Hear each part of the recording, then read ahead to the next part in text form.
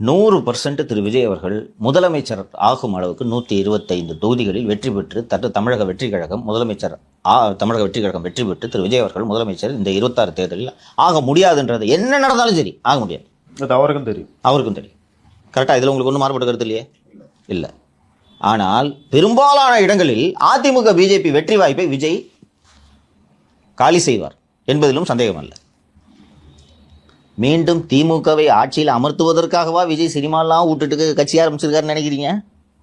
தொடர்ந்து கட்சி தொடங்கிய நாளிலிருந்து இன்று வரை விடாமல் அவர் விமர்சிக்கும் கட்சி எந்த கட்சி?